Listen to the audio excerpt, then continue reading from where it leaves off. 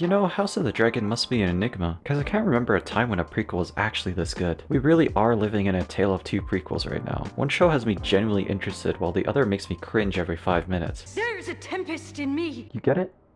You get it? There's a tempest in her because this show is a tempest of garbage? We'll talk about Rings of Power later. The point is, House of the Dragon, or Hot D for short, is actually a show worth your time. If you're like me and were skeptical about a Game of Thrones prequel being any good, let me tell you, they knocked it out of the park on this one. Plus, Alt-Shift-X is making weekly videos. Can you even remember a time when we had such loaded dialogue scenes? Cause I can't. Almost every scene has characters trying to manipulate each other to get what they want. These characters are actually cunning and well thought out. Part of the horror and the entertainment is just seeing how far they'll go to get what they want. Everyone here's a manipulator in some sense. Some are admittedly better than others. The series may be the king, but he's definitely not the brightest person in the room. Everyone is constantly scheming to replace him, and the way his health is going, that day may be coming soon. Tensions are definitely rising. The show so far almost feels like a constant string of Viserys' mistakes, causing more and more conflict between the powerful families of Westeros. He breaks bonds and familial ties not because he's a bad person, but because he's a bad king. What a refreshing idea, a good person being a bad king, rather than the usual stellar commentary we get on leadership.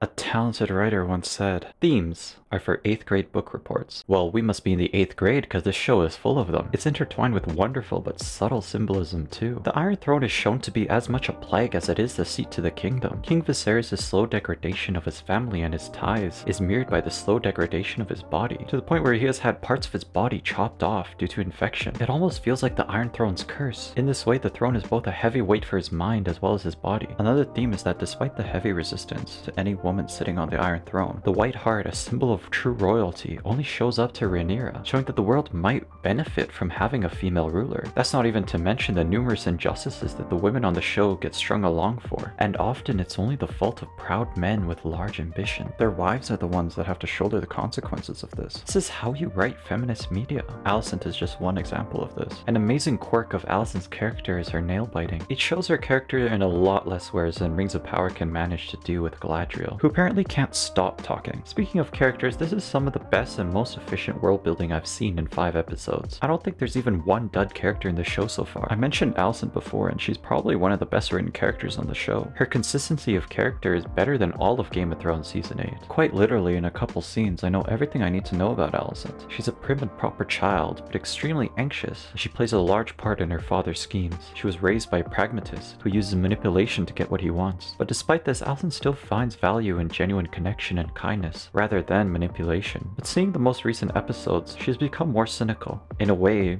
she's become just like her father. It's crazy how flawlessly the show introduces us to a giant cast of characters while still making them feel real and compelling. And let's be honest, half the fun of watching these episodes is the weekly discussion. I remember watching the new Game of Thrones episodes every week, and directly after I'd watch an hour-long discussion video on YouTube, and then I'd read the comments. The shared shock and the shared memes were golden. It's kind of great to be back. It's like we're all watching a stream called The Internet Watches Game of Thrones, and really the discussion in the chat is half the fun. But mostly it's the weekly Alt-Shift-X video. I guess the main thesis of this video is, well, it's good to be back.